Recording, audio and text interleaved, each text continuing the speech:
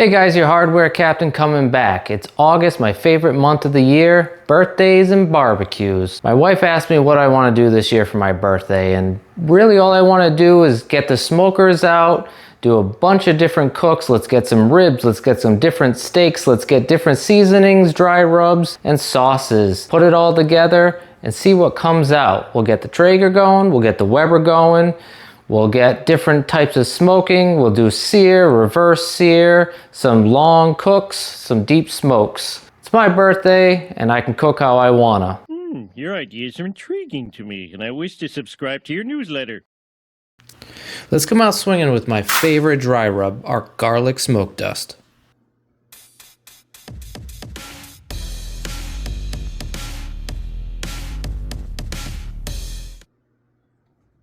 And I do want to put it on here pretty liberally. I'm not going to go crazy with it, but you want to get a good coating on there so you can get that smoke dust flavor in there. And you're going to do both sides to make sure it's evenly coated. You do want to leave a little bit of room for the actual flavor of the ribs to come through. For our second set of ribs, I want to try this Big Green Egg sweet and smoky dry rub. I've heard some good things about this one here. I figure this is a good place to give it a shot. Again, we're going to evenly coat it, make sure we get it on both sides.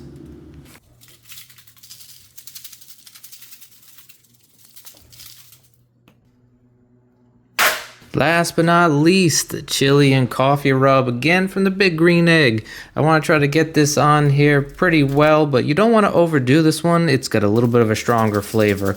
I've tried it before, but never on ribs. Let's give it a shot.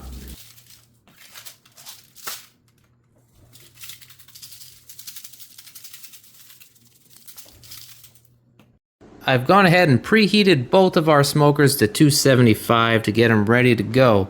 Can't wait to get these cooks moving.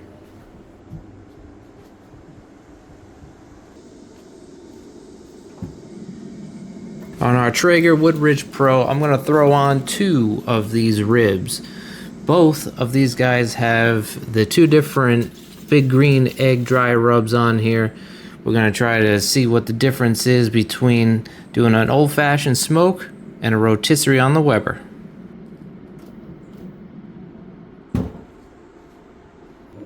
Here we are with our brand new Weber Searwood. This is really my first long cook I'm going to be doing on here.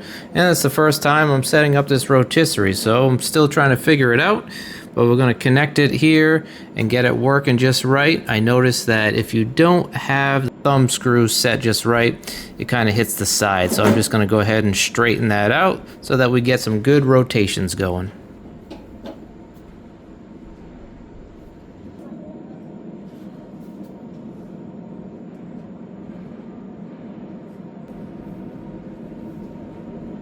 There we go, got the spin going now.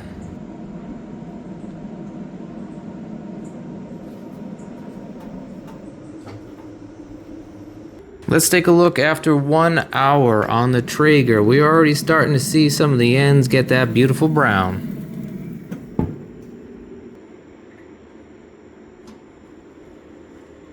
And on the Weber Searwood, the rotisserie is already making the ribs look beautiful.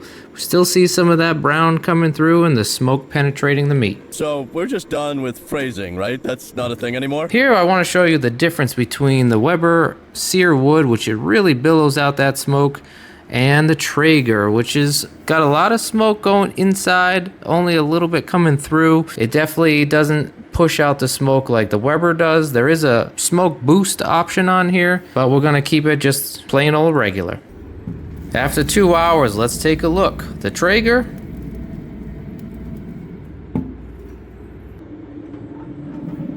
and the Weber, both really looking good. Let's keep those cooks going.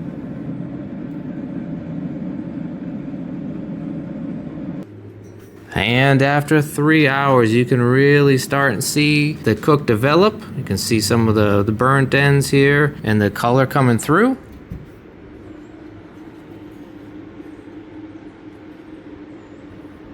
And the rotisserie, let's take a look. Man, that's really starting to look good. We got the shine coming through, the glaze coming through, and we haven't even started putting the sauces on yet.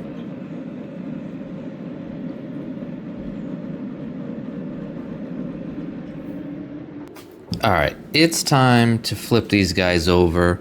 I can see that the coloration is just about where I want on the bottom side here. So we're gonna flip it, get the probe ready, and get the sauces ready.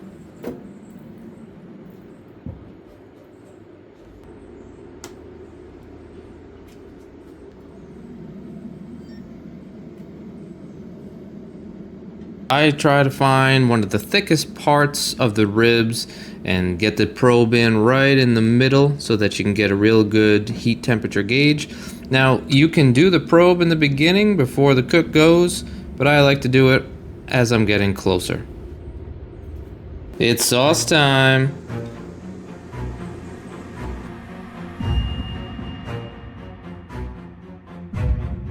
This is one of my favorite sauces, our spiced whiskey barbecue sauce.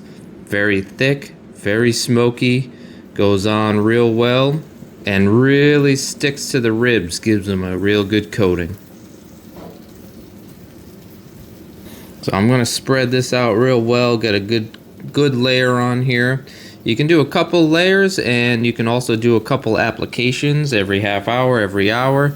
I'm just going to do one real good one right here. I don't want too much on here, but I want it to make sure that I get every square inch coated real well.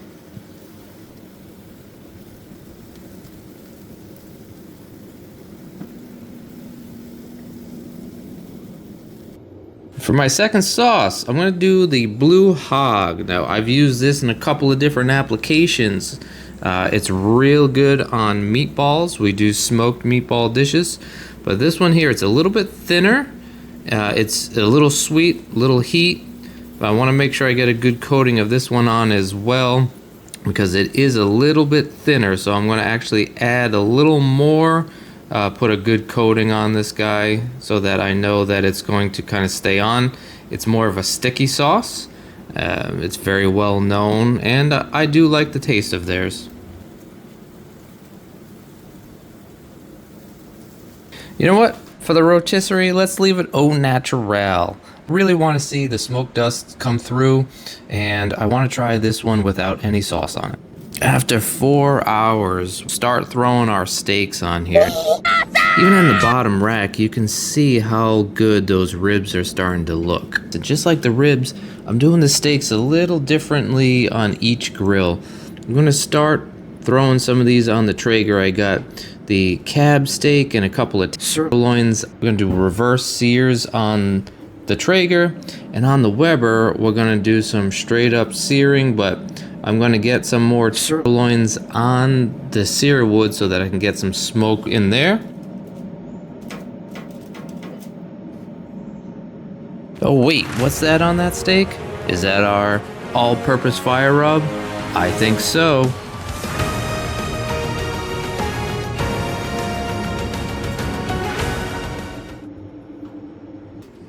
After 5 hours of smoking on the Traeger, I got a temperature reading of just in the middle range of what I'm looking for, about 197, 198. I'm gonna go ahead and pull these guys off, get them wrapped up. Now, some people do wrap during the cook. You can if you're starting to get it too dark. Mine are just perfect, and I try not to wrap unless I absolutely have to. But let's get these sort of sealed up so that we can let them rest. You can really see the color, you can see the shellac. Oh man, these look awesome.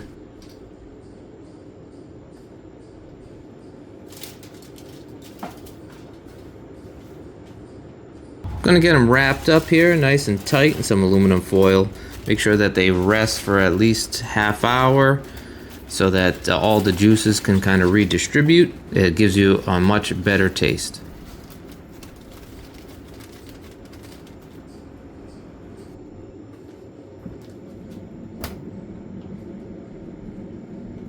Here's the one that we had the Blue Hog on. You can see the shine from their sauce. I'm gonna get this one off as well, get it wrapped. It's feeling really tender.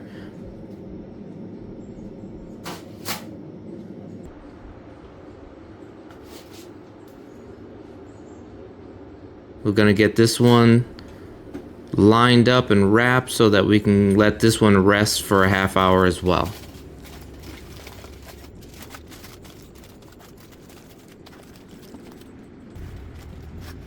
Nice. I'm gonna go ahead and flip over these steaks here. Got the cab steak, the sirloins. We're almost there. Just keeping an eye on the temperatures.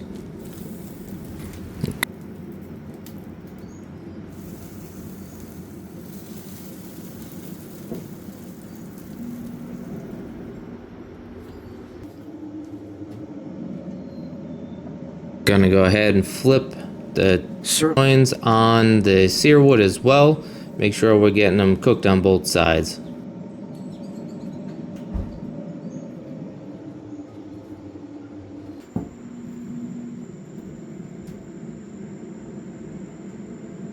Alright, since we're reverse searing this cab steak, I'm gonna go ahead and pull it off, and I'm gonna take these sirloins off as well because they're getting pretty close. I'm gonna let them rest for a few minutes so that we can spike up the heat and seal in those juices.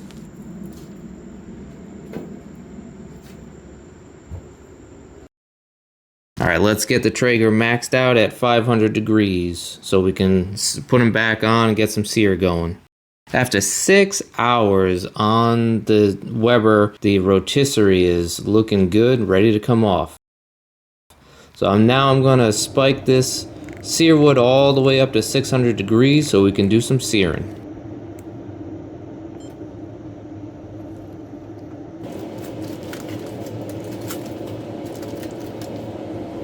I'm going to take out the T-bone steak and we're going to do a straight sear cook. I want to show you that this isn't just a smoker, this is a true smart grill. Now this one, I'm going to put the probe in right away so that we can monitor the cook the whole way through. In about 2.5 minutes, I'm going to turn it 45 degrees on the same side. And we're going to start flipping the steaks over. Throw some chicken on here. This is back on the Traeger. And we're starting to take some temperatures so that we can pull them off. We don't want to overcook these. We really like the medium to medium well on some of them. The chickens will cook pretty quick, but we're going to keep flipping them. And the cab steak, the reverse sear is going well. This one's just about ready to come off. I want to make sure that they have plenty of time to rest as well. Over here, the T-bone, time to flip. We're getting there, about halfway cooked through. Look at that sear, man. This smart grill is just the best.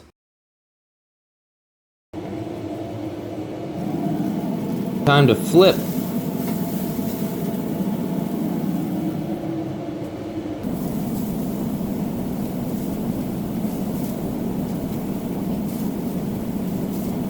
The chicken, you want to make sure that you don't overdo. It can dry out if you keep it on too long. I'm also going to throw some butter on here to finish this guy up. I want to make sure that it gets a good coating. Some people do this in the oven or the stove. They put it in a skillet, finish it with butter in there. I like to do it right on the smoker though, because then the butter kind of takes on that smoky flavor and gets a good coating. Really seals in the juices. This is a great sear opportunity. Hey, I like butter too, okay?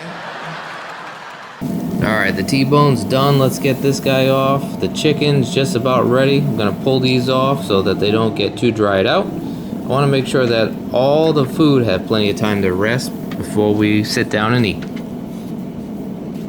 Here we go. After about 30 minutes of resting, let's take a look at this guy right here. We have this, look at the bark on it from the Crazy Eddie's sauce. Real nice. I'm going to cut into it and see if it falls right off the bone here. Oh, perfect. Look at that. It comes right off the bone, looks super juicy, very tender. The Crazy Eddie's really holds in the moisture.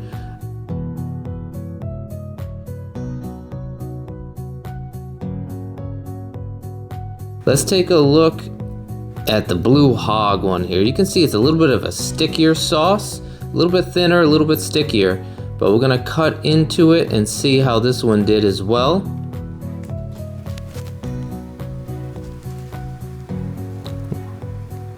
Yeah, look at this one here. Oh, it's coming right off the bone. This one looks good too. But you can see that it's a little bit of a thinner sauce, but it does have a nice shine to it.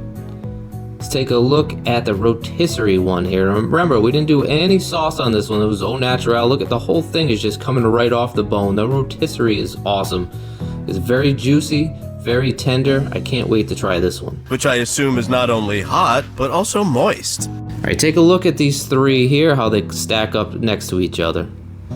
Now for the sirloin steak, this one here, these ones came off the Traeger. So this was somewhat of the reverse sear.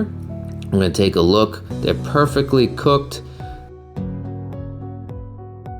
So this one's a medium. Ah, that's perfect. Some of them I try to keep on a little bit longer because the in-laws here like their steak a little more well done. This is the cab steak, the reverse sear. So this one's super tender, almost melt in your mouth feeling. I'm kind of excited for this one here. Look at that, perfect cook, about medium, a little medium well. And it's just very, very tender. That reverse sear really locked in these juices.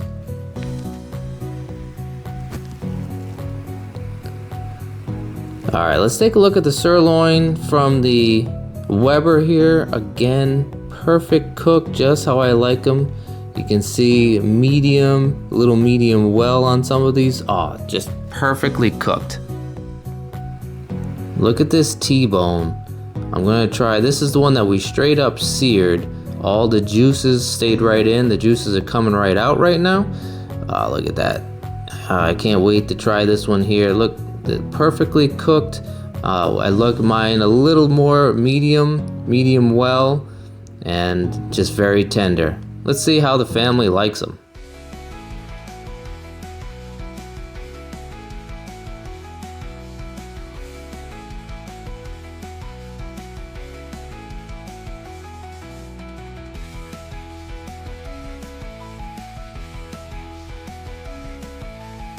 What was your favorite? The rotisserie. Crazy Eddie's.